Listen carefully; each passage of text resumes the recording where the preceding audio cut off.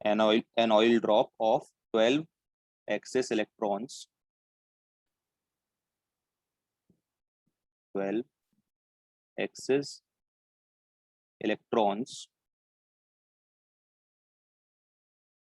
is held stationary, is held stationary, is held stationary under a constant electric field, under a constant electric field,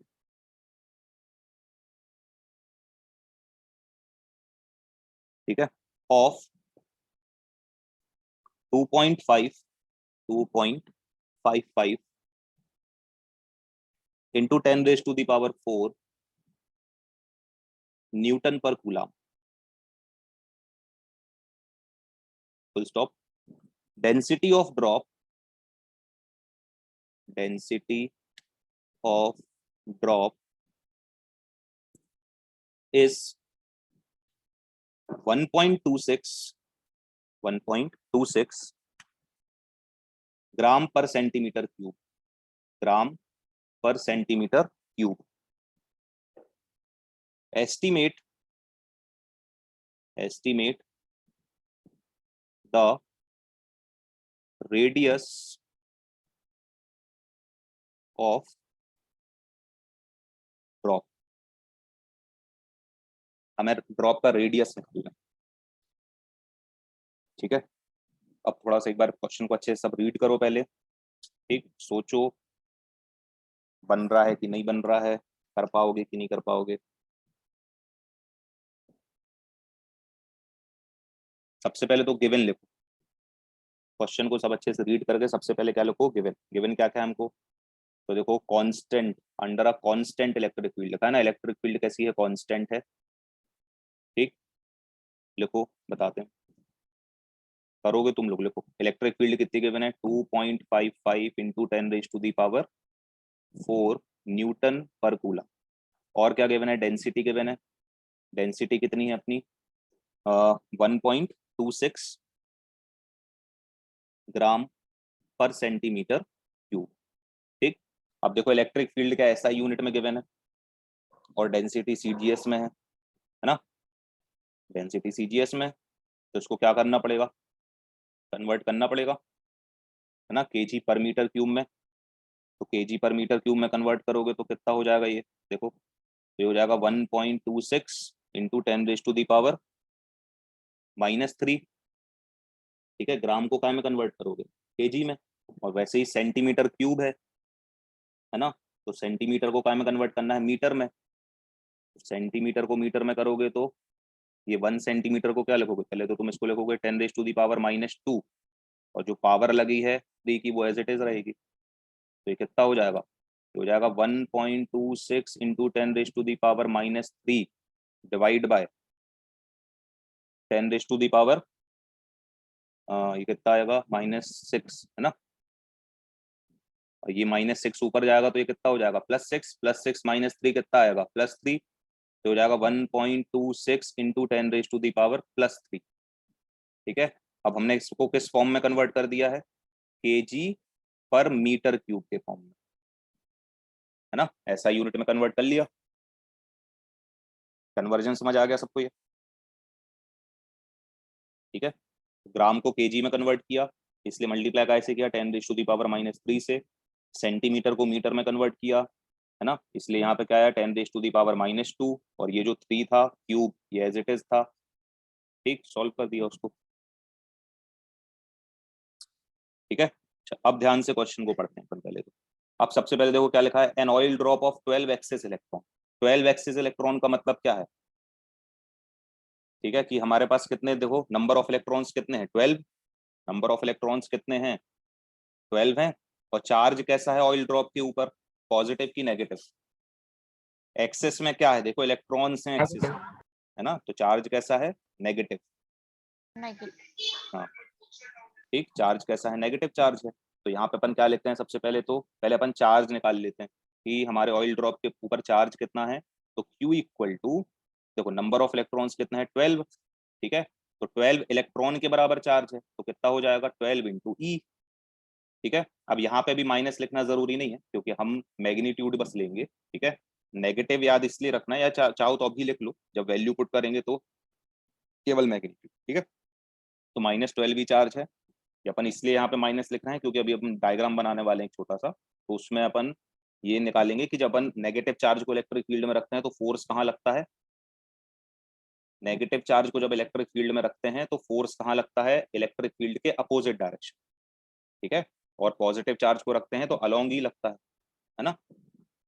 जिसको नहीं पता है तो सुन लो, है ना। नेगेटिव चार्ज पे फोर्स कहाँ लगता है जब इलेक्ट्रिक फील्ड में रखते हैं, तो opposite to E, electric field के अपोजिट डायरेक्शन में। और पॉजिटिव चार्ज पे कहाँ लगता है, along the direction of electric field, electric field के डायरेक्शन। ठीक है, तो देखो ये आ गया Q इक्वल टू -12V। अब ध्यान से देखो क्या गिवन है हमें, an oil drop of 12 excess electron is held stationary. Oil drop किस कंडीशन में है, स्टेशनरी कंडीशन में है। ठीक है, स्टेशनरी कंडीशन में है तो इसका मतलब उस पर नेट फोर्स कितना लग रहा है, 0 लग रहा है।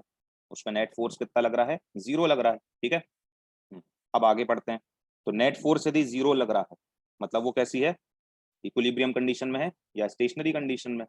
अब देखो वो रखी कहाँ पे है oil drop, under a constant electric field.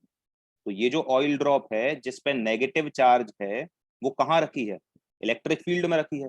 और हमें एक चीज मालूम है कि यदि ऑयल ड्रॉप इलेक्ट्रिक फील्ड में रखी है उस पे उसके ऊपर चार्ज कितना है, नेगेटिव। ठीक है, तो उस पर फोर्स लगेगा कि नहीं लगेगा, क्योंकि वो चार्ज है ना।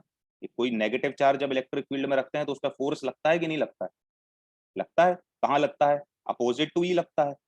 ठीक है, लेकिन हमसे बोला जा रहा है कि वो तो स्टेशनरी कंडीशन में रखी है। ठीक, तो स्टेशनरी कंडीशन में यदि वो रखी है इसका मतलब उस पर कोई ना कोई फोर्स एक और लग रहा होगा, जो जो क्या कर रहा होगा, इस इलेक्ट्रोस्टैटिक फोर्स को कैंसिल कर रहा होगा। जो क्या कर रहा होगा, इलेक्ट्रोस्टैटिक फोर्स को कैंसिल कर रहा होगा। ठीक है, अब तुम सोचो हाँ कि कौन सा फोर्स लग सकता है, और कौन सा फोर्स और लग सकता है, mg। हाँ ठीक है, कौन सा फोर्स लग सकता है, mg लग सकता है, क्योंकि ऑयल ड्रॉप जो है उसके पास कुछ मास होगा, है ना। इलेक्ट्रॉन का मास होता है, इलेक्ट्रॉन मासलेस पार्टिकल तो है नहीं। ठीक, तो यदि उस पर mg फोर्स लग रहा होगा तो mg फोर्स कहाँ लगता है, राइट में कि लेफ्ट में है, डाउनवर्ड। हाँ कहाँ लगेगा, नीचे। तो देखो अपन क्या करेंगे, ये हमारी ऑयल ड्रॉप है मान लो। ठीक है, यदि ऑयल ड्रॉप ये है, हमें देखो हमें इलेक्ट्रिक फील्ड की डायरेक्शन गिवन नहीं है, हमारे पास इलेक्ट्रिक फील्ड की डायरेक्शन नहीं है। ठीक है, लेकिन अपन इलेक्ट्रिक फील्ड की डायरेक्शन निकाल सकते हैं। देखो कैसे, हमें हमें मालूम है कि इस पे mg तो नीचे ही लग रहा होगा, है ना। तो इस पे अपन ने mg फोर्स बना दिया नीचे, ये बन गया mg। ठीक, अब ये जो ऑयल ड्रॉप है इस पे जो चार्ज है वो कैसा है, नेगेटिव है। इस पे जो चार्ज है वो कैसा है, नेगेटिव है। ठीक है, तो यदि इस पे नेगेटिव चार्ज है, यहाँ लिख देते हैं, इसका जो Q है वो कितना है, -12 ही है ना। तो नेगेटिव चार्ज में हमें, अब देखो यदि ये स्टेशनरी कंडीशन में है तो इलेक्ट्रोस्टैटिक फोर्स को कहाँ लगना चाहिए, mg यदि इस पे नीचे लग रहा है तो इलेक्ट्रोस्टैटिक फोर्स को कहाँ लगना चाहिए कि ये स्टेशनरी कंडीशन में रहे, ऊपर लगना चाहिए, है ना। तो यदि इलेक्ट्रोस्टैटिक फोर्स इस पे ऊपर लगेगा, इलेक्ट्रोस्टैटिक फोर्स यदि इस पे कहाँ लगेगा, ऊपर लगेगा। ठीक है, तो ऊपर इलेक्ट्रोस्टैटिक फोर्स नेगेटिव चार्ज पे कब लगेगा, जब इलेक्ट्रिक फील्ड की डायरेक्शन कहाँ होगी,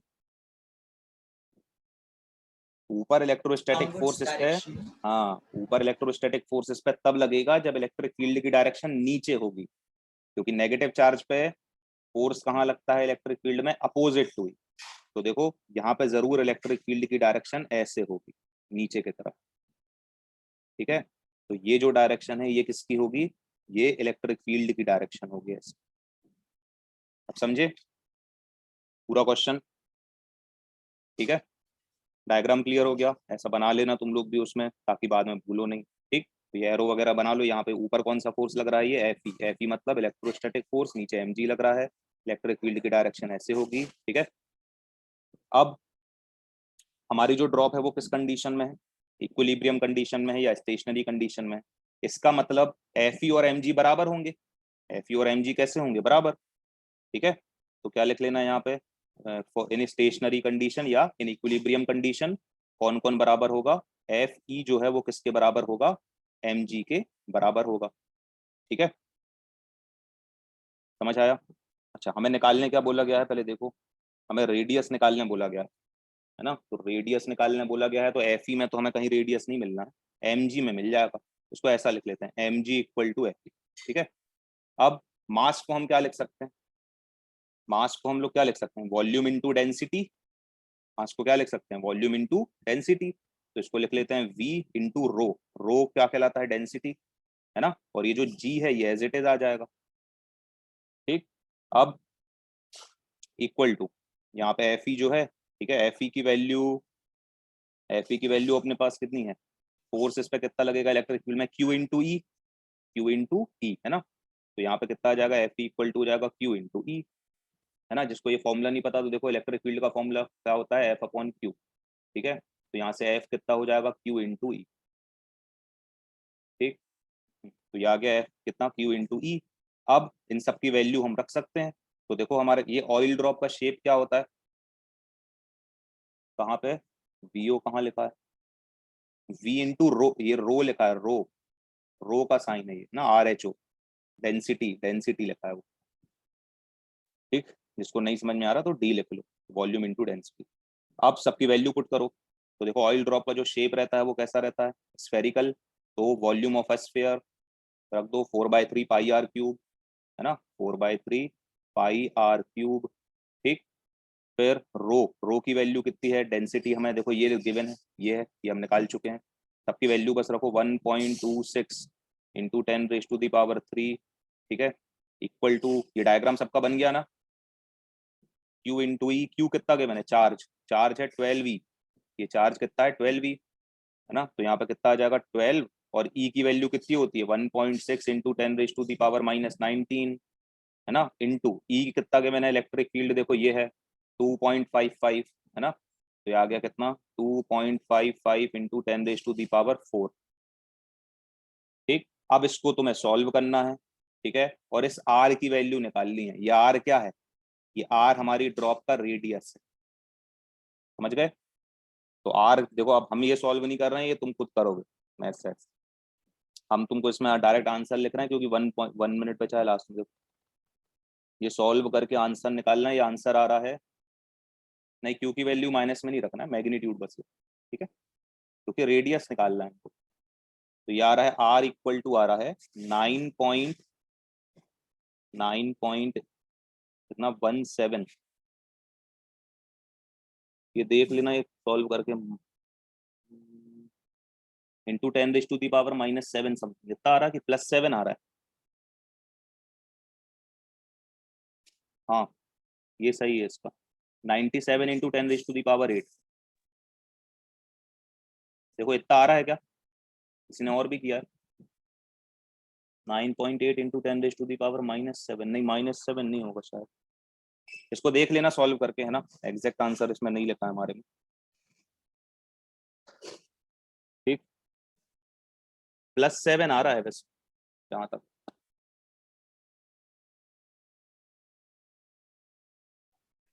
ये +7 कैसे आएगा? तो बहुत ज्यादा हो जाएगा। +7, 1 मिनट रुको। अब हमारे में पहले पहले 9.8 इंटू 10⁻⁻7 लिखा है।